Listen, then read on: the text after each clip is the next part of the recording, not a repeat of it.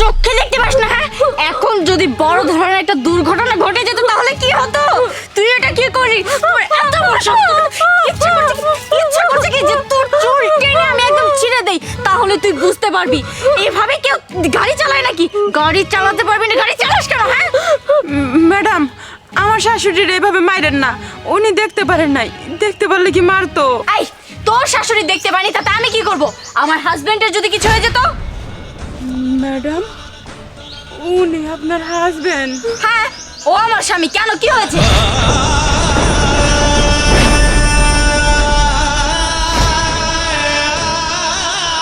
মা, উনি এসব কি কইতাছে? রাসেল নাকি উনার স্বামী?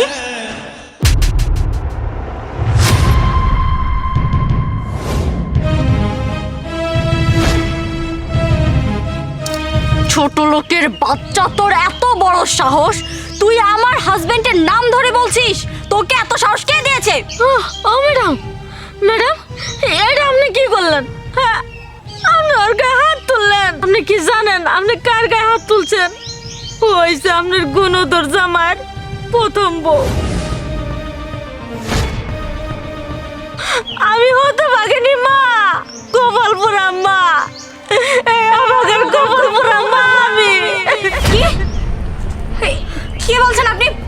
আপনি ওর মা, এটা ওর বউ। আপনাদের মতো ফকিন্নিরা। রাসেল, ওনারা এসব কি বলছে? আরে কবিতা, তুমি আমার সাথে বাসায় চলো, আমি সবকিছু বুঝিয়ে বলবো। এখন এইসব ফকিনীদের সাথে কথা বলে কোনো লাভ আছে নাকি? আরে দাঁড়ান দাঁড়ান স্যার, কই যাইতেছেন? পলায়ে যাইতেছেন? পলায়ে যাবেনি তো? এখন তো পরিচয় দিতে লজ্জা পাইতেছেন, তাই না? আমারে আমার আপনার মা বলতে অস্বীকার করতেছেন। আমি আপনার মা না, অস্বীকার তো করবেনি। এখন আপনি বড় লোক হয়েছেন না, জানেন ম্যাডাম, নিজের মারে ঠকাইছে, বউরে ঠকাইছে, আর এখন আপনার মতো একটা বড় লোক মাইয়ারে ঠকাইতেছে। স্বার্থপর বেঈমানরে। মা, আপনি চুপ থাকেন। আপনি কারে কি কইতাছেন? কথায় আছে না, বউ পিটানো আর কলা গাছ পিটানো এক কথা। আপনার ছেলে তো একটা কলা গাছ। ও যদি কলা গাছই না হইতো, ও কেমনে পারলো নিজের গর্ভধারিণী মায়ের অস্বীকার করতে? আমার কথা না হয় আমি বাতি দিলাম, আমি তো পরের মেয়ে। আমারে বলছে আমি ঢাকা শহরে যাইয়া চাকরি বাকরি কইরা তোমার আর মারে সুখে রাখবো। আরো কেমনে কইরা ঢাকা শহরে যাই অন্য একটা মেয়েরে বিয়ে কইরা আমাকে চোখের সামনে দিয়ে সংসার করতেছে। আমি এটা কেমনে মাইনা নিমু মা? আমি এটা কেমনে মাইনা নিমু? আরে কবিতা, তুমি এসব ফালতু বয়ান কেন শুনছো? চলো এখান থেকে।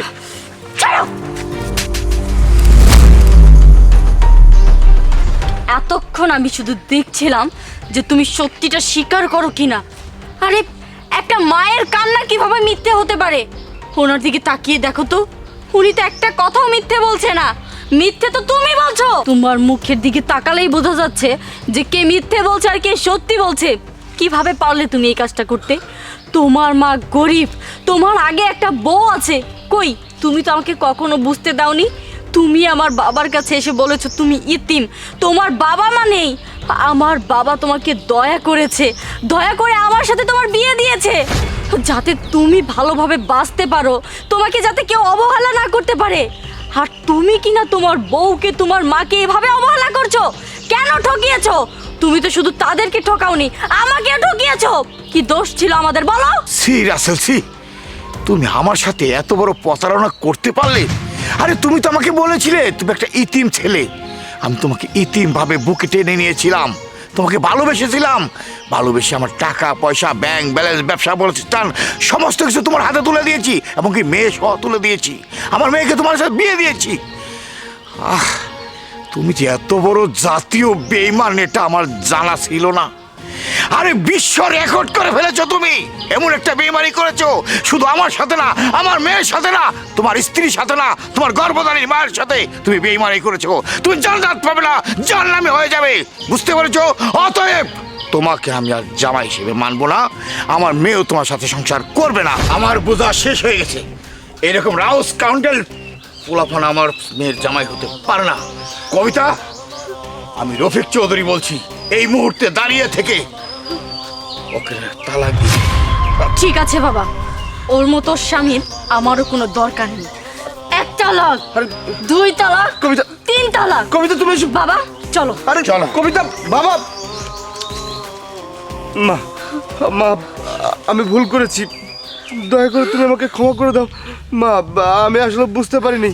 না না, এটা কি করতেছেন? আমার কাছে কেন লাগে ক্ষমা চাইবেন? আমি তো আপনার কেউ না, আমি কেউ না আপনার। আমি ক্ষমা আরে মা মা মা আপনি একটা খুনি, আপনি আমার শাশুড়ি মাইরে খুন করছেন। আরে উনি তো আমার শাশুড়ি ছিল না, উনি আমার নিজের মায়ের মতো ছিল। আপনি যখন আমার ফালিয়ে দিয়ে চলে গেছিলেন অন্য একটা মেয়ের সাথে, আমার এই মায়ে আমার সুখে দুঃখে পাশে থাকছে, আর এখন আমার ইতিম বানিয়ে চলে গেছে। আজকে আমি মেয়ে হইয়া আমার মায়ের দাফন কাফনের ব্যবস্থা করবো। আপনার মতো ছেলে আমার মায়ের লাগবে না, আপনি এখান থেকে চলে যান, কইতাছি। তুমি ঠিকই বলছো, আমি সত্যি একটা হতভাগা ছেলে। যদি তাই না হইতাম তাহলে আমার জন্য কি আমার মা মারা যাইতো? তাহলে কি আমার মায়ের মনে এত বড় কষ্ট আমি দিতে পারতাম? তাহলে কি আমি তোমার সাথে মেয়ে বাড়িটা করতে পারতাম?